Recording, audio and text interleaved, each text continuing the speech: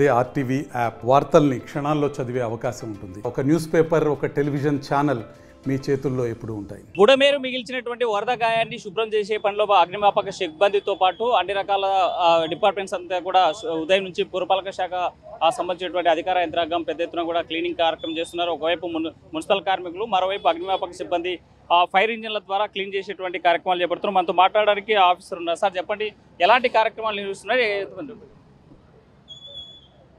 నమస్కారం అండి. ఈరోజు దాదాపుగా 110 వరకు ఫైర్ ఇంజన్లు విజయవాడకు రావడం అనేది, ప్రతి ఒక్క ఫైర్ ఇంజన్ నుండి కూడా వాటర్ పంపింగ్తో శానిటేషన్ ఏదైతే రోడ్లు కానీ అలాగే హౌస్లు కానీ క్లీన్ చేయడం జరుగుతూ ఉంది. మా డీసీ గారి గౌరవ డీసీ గారు ఆదేశాల మేరకు ఇక్కడికి దాదాపుగా 1000 మంది వరకు సిబ్బంది వచ్చి క్లీన్ చేస్తూ ఉన్నాము. దీనికి ప్రజలు కూడా బాగా సహకరిస్తున్నారు. ధన్యవాదాలు. ఇతర జిల్లాల నుంచి ఎన్ని వెహికల్స్ తెప్పించారు? టోటల్గా 110 వరకు ఇక్కడికి వాహనాలు వచ్చాయండి. అలాగే చిన్న వాహనాలు 30, పంపులు 100 వరకు వచ్చాయి. దాదాపుగా ఇక్కడ వర్క్ చేస్తూ ఉన్నవి 220 పంపులు కానీ వాహనాలు కానీ పనిచేస్తూ ఉన్నాయి. 1000 మంది స్టాఫ్ వర్క్ చేస్తున్నారు. సార్, ప్రధానంగా మనం అగ్నిమాపక సంబంధించినటువంటి వాహనం చాలా పెద్దగా ఉంటుంది. ప్రధానమైనటువంటి రహదారులు తప్ప మారుమూల అంటే లోపల ఉన్నటువంటి దాన్ని క్లీన్ చేసేట్టు అవకాశం, అలాంటి వాళ్ళు ఎలా క్లీన్ చేయాలి? అలా క్లీన్ చేయడానికి చిన్న వాహనాలు తెచ్చామండి. అలాగే ఆ చిన్న వాహనాలు కూడా వెళ్ళలేని స్టేజిలో చిన్న పంపులు తెచ్చాము. మా సిబ్బంది చేత అక్కడికి తీసుకెళ్ళి ఆ పంపుల ద్వారా క్లీన్ చేస్తూ ఉన్నాము. ఎన్ని రోజుల్లో క్లీనింగ్ చేసేటువంటి ప్రక్రియ పూర్తవుతుంది? వీలైనంత త్వరగా మేము క్లీన్ చేస్తామని ఆశిస్తున్నామండి. దాదాపు ప్రజలకు ఇన్కన్వీనియంట్ లేకోకుండా క్లీన్ చేయగలము. ప్రజలకి, వరద ప్రాంతాల్లో ఉన్న ప్రజలకు మీరు ఏం చెప్పాలి? ఇప్పటి వరకు మీరు ఎంతో సాహసంగా ఎదుర్కొన్నారు. ఇక నుంచి మా సహాయ సహకారాలతో మిమ్మల్ని త్వరగానే సైకలాజికల్గా బయట వేస్తాము అని ఆశిస్తున్నాము. ప్రధానంగా ఎక్కడికెక్కడ క్లీనింగ్ కార్యక్రమాలు చేపడుతున్నారు. ఒకవైపు ఆ పురపాలక శాఖకు సంబంధించినటువంటి అధికార యంత్రాంగం, మరోవైపు సిబ్బంది, మరి అన్ని ప్రాంతాల్లో కూడా ఆ క్లీనింగ్ చేసేటువంటి కార్యక్రమాలు చేపడుతున్నారు. రోడ్లన్నీ కూడా సుందరంగా చేసేటువంటి కార్యక్రమాలకి శ్రీకారం చుట్టారు. మరోవైపు ఆ నెల్లూరు సంబంధించినటువంటి కమిషనర్ మనతో ఉన్నారు. సార్, మున్సిపల్ కమిషనర్, ఎలాంటి పారిశుద్ధ్య కార్యక్రమాలు? మనకి ఏదైతే విజయవాడ నగరంలో వరద ముంపు గురైన ప్రాంతాలు ఉన్నాయో అక్కడ ముంపు రిసీడ్ అయిన తర్వాత, ముంపు తగ్గిన తర్వాత చాలా వరకు డెబ్రిస్ అన్నీ కూడా పేరుకుపోవడం జరుగుతుంది. ముఖ్యమంత్రి గారి ఆదేశాల ప్రకారం ఇలా ప్రతి ఇళ్లలో ఏదైతే చేరిందో ఫైర్ ఇంజిన్స్ని వాడి వాళ్ళ ఇళ్ళు కూడా క్లీన్ చేయమని ఆదేశాలు ఇవ్వడం జరిగింది. అవి కూడా స్టార్ట్ చేయడం జరిగింది. ప్రతి డివిజన్లో కూడా 100-150 పైన ఫైర్ ఇంజిన్స్ కూడా మొత్తం సిటీ మొత్తం వచ్చాయి. ఇలా ఇప్పుడు మనం చూస్తే ఎన్టీఆర్ సర్కిల్ సెంటర్ దగ్గర ఉన్నాం. ఈ సెంటర్ దగ్గర ఉన్న ఇది కూడా మొత్తం ఈ సెంటర్లో పేరుకుపోయిన డెబ్రిస్ని కూడా ఫైర్ ఇంజిన్స్ క్లియర్ చేస్తున్నాం. అలానే వాహనదారులు ఉన్నా సరే, వాళ్ళ వెహికల్స్, బైక్స్ ఉన్నా, కార్స్ ఉన్నా, ఏమన్నా పేరుకుపోయిన ఇవి ఉంటే అవి కూడా ప్రభుత్వమే క్లీన్ చేస్తుందని చెప్పి ఆల్రెడీ క్లియర్గా చెప్పారు. సో ఇవి ఇల్లు, అలానే రోడ్స్, అలానే లోపల వెహికల్స్, ఈ 3 కూడా మనం ఫైర్ ఇంజిన్స్ క్లీన్ చేయడం జరుగుతుంది. చిన్న గల్లీలో ఉన్న వాళ్ళని ఎలా క్లీన్ చేయకూడదు అంటే ఒకటండి, అంటే చాలా వరకు మన దగ్గర సిబ్బంది కూడా ఉన్నారు. మన పారిశుధ్య సిబ్బంది ఎవరైతే ఉన్నారో వాళ్ళు కూడా వెళ్తారు. ముందు ఇప్పుడు శానిటేషన్ రోడ్స్ జరుగుతుంది.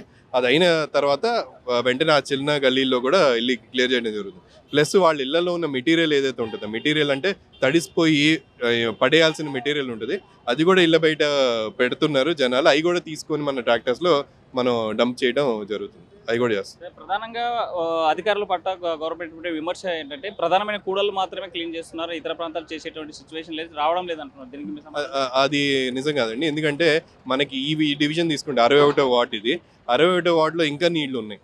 అంటే మనకి ఇక్కడ 80% ఏరియా కూడా ఇంకా నీళ్లతో ఉంది. మనం ఇప్పుడు ఉన్న ఏరియా 20% మాత్రమే. సో ఆ 20% ఏరియాని మాత్రమే ఇప్పుడు మనం క్లీన్ చేయగలుగుతున్నాం. మిగతాదంతా మీరు చూసుకుంటే మిగతాదంతా నీళ్లు ఉన్నాయి, వెనకంతా నీళ్లు ఉన్నాయి. ఇది ఏరియా మొత్తం, ఆ రోడ్ అంతా నీళ్లు మీకు కనిపిస్తున్నాయి. సో అలా నీళ్లు ఉన్న చోట మనం ఇప్పుడు క్లీన్ చేయలేం. ఎక్కడైతే నీళ్లు రిసైడ్ అయినాయో ఈ ప్రధాన కూడలు మాత్రమే కాదు, ఇళ్లలో కూడా క్లీన్ చేయడం జరుగుతుంది. ఫైర్ ఇంజిన్ ఇంకోటి అక్కడికి వెళ్ళి అక్కడ కూడా ఈ వార్డులోనే క్లీన్ చేయడం జరుగుతుంది. మొత్తం అన్ని కూడా చేస్తాం. ఈ రోజే వాటర్ రిసీడ్ అవ్వడం జరిగింది కాబట్టి ఈ రోజు చేస్తున్నాం. ప్రధానంగా వరద ప్రవాహం తగ్గినటువంటి ప్రాంతాల్లో క్లీనింగ్ కార్యక్రమాలు చెప్పడం, పారిశుద్ధ్య కార్మికులు ఒకవైపు, మరోవైపు ఫైర్ శాఖ సిబ్బంది కూడా పెద్ద ఎత్తున పాల్గొంటున్నారు. సుమారుగా 104 వాహనాలకు సంబంధించి తీసుకొని రావడం జరిగింది. ఎక్కడికెక్కడ వాహనాలు క్లీన్ చేసేటువంటి పరిస్థితి కనిపిస్తుంది. ఫోర్స్తో కూడుకున్నటువంటి ఫైర్ సిబ్బంది కూడా ఈ సిబ్బంది రంగంలో దిగిపోయారు. 1000 మంది దాకా అగ్నిమాపక సిబ్బంది క్లీనింగ్ కార్యక్రమాలు చేపట్టే ప్రక్రియ అయితే కొనసాగుతుంది. ఒకవైపు ఈ విజయవాడ నగరాన్ని పూర్తి స్థాయిగా మరి పాత పద్ధతులు తీసుకురావడం అద్దంలాగా మార్చాలనేసి సీఎం ఆదేశించినటువంటి నేపథ్యంలో ఒకవైపు పురపాలక శాఖ, మరోవైపు అగ్నిమాపక శాఖ ఆ క్లీనింగ్ కార్యక్రమాలకి శ్రీకారం చుట్టినటువంటి పరిస్థితి స్పష్టంగా కనిపించేటువంటి ప్రక్రియ అయితే కొనసాగుతుంది. పెద్ద ఎత్తున కూడా పారిశుద్ధ్య కార్యక్రమాలు చేపట్టారు. ప్రభుత్వం తొందరలోనే పూర్తి స్థాయిగా క్లీన్ చేయడానికి రెడీ అయిపోయినటువంటి పరిస్థితులు అయితే స్పష్టంగా కనిపిస్తున్నాయి. ప్రధానమైనటువంటి కూడలతో పాటు ప్రధానంగా చిన్న వీధుల్లోకి చిన్న వాహనాలు తీసుకెళ్ళాము. అక్కడ ఉన్నటువంటి ఇళ్లతో పాటు వాళ్ళ యొక్క వాహనాలు కూడా క్లీన్ చేసేటువంటి కార్యక్రమం చేపడుతున్నాము. ఇంట్లో ఉన్నటువంటి దుర్గంధం వెదజల్లేటువంటి చెత్త చెదారం నాటి తడిచిపోయినటువంటి వస్తువులు, వాడడానికి ఉపయోగపడినటువంటి ఏవైతే వస్తువులు ఉన్నాయో అవన్నీ కూడా బయటికి తెచ్చిపెడితే తీసుకురావడంతో పాటు దాన్ని సుదూర ప్రాంతాలకు తరలించి భవిష్యత్తులో రోగాలు రాకుండా, అంటువ్యాధులు ప్రబలకుండా ఉండేందుకు అన్ని రకాల పారిశుద్ధ్య కార్యక్రమాలు చేపట్టేటువంటి పరిస్థితి అయితే స్పష్టంగా కనిపిస్తుంది. ప్రధానంగా పైప్ లైన్ పరిసరాల్లో ఉన్నటువంటి ఎన్టీఆర్ కాలనీలో ఈ క్లీనింగ్ కార్యక్రమాన్ని శ్రీకారం చుట్టారు. నిన్నటి రోజు నుంచి ముమ్మరంగా పారిశుద్ధ్య సంబంధించినటువంటి అంశం మీద ప్రభుత్వం దృష్టి పెట్టింది. అంటువ్యాధులు ప్రబలకుండా, భవిష్యత్తులో రోగాలు రాకుండా ఉండేందుకు అన్ని రకాల చర్యలు చేపట్టారు. నెక్స్ట్ మెడికల్ క్యాంపులు కూడా ఏర్పాటు చేయాల్సినటువంటి అవసరం ఉంది. తడిసి ముద్దైనటువంటి ప్రాంతాల్లో ఇప్పటికే దోమలు శైవ వివాహం చేసే పరిస్థితి ఉంది. అంటు రోగాలు వచ్చేటువంటి పరిస్థితి ఉంది. మరోవైపు వాటర్ పంపింగ్ సంబంధించిన మీద దృష్టి పెట్టాలి. ఎందుకంటే ఈ నాలాలు మొత్తం కూడా పారిశుద్ధ్యం వెళ్ళి రోగాల బారిన పడేటువంటి అతిసార వ్యాధి ప్రబలేటువంటి అవకాశాలు ఉన్న నేపథ్యంలో ఒకవైపు వాటర్ పంపింగ్ శాఖ, మరోవైపు మున్సిపల్ శాఖ సిబ్బంది, మరోవైపు కార్మికులు, ఇంకోవైపు ఇక్కడ ఉన్నటువంటి అగ్నిమాపక సిబ్బంది పాటు ఇతర ప్రాంతాల్లో ఉన్నటువంటి అన్ని రకాల శాఖలు సమన్వయంతో పూర్తి స్థాయి పనిచేస్తున్నాయి. 5వ రోజు నుంచే ఇక్కడ ఉన్నటువంటి పారిశుద్ధ్య కార్యక్రమాల పనులు మొదలయ్యాయంటే అధికారులు, అటువైపు ప్రభుత్వం నిబద్ధతతో పనిచేస్తుంది. మరోవైపు స్వచ్ఛంద సంస్థలు కూడా ఆ యొక్క పరిసర ప్రాంతాల్లో ఉన్న వారందరినీ కూడా పూర్తిగా వాళ్ళని బయటికి తీసుకొచ్చి ఆహార పట్టాలతో పాటు మిగతా వాళ్ళకి కావాల్సినటువంటి అన్ని కూడా అందించేటువంటి కార్యక్రమాలు అయితే కొనసాగేటువంటి పరిస్థితి కనిపిస్తుంది. వేడిదల్లి శ్రీనివాస్తో హుసైన్, RTV, ఎన్టీఆర్ సర్కిల్ నుండి. మరిన్ని వీడియోస్ కోసం ఛానల్ ని సబ్స్క్రైబ్ చేయండి. లేటెస్ట్ అప్డేట్స్ కోసం వాట్సాప్ ఛానల్ ని ఫాలో చేయండి. అండ్ లింక్ డిస్క్రిప్షన్ లో ఉంది.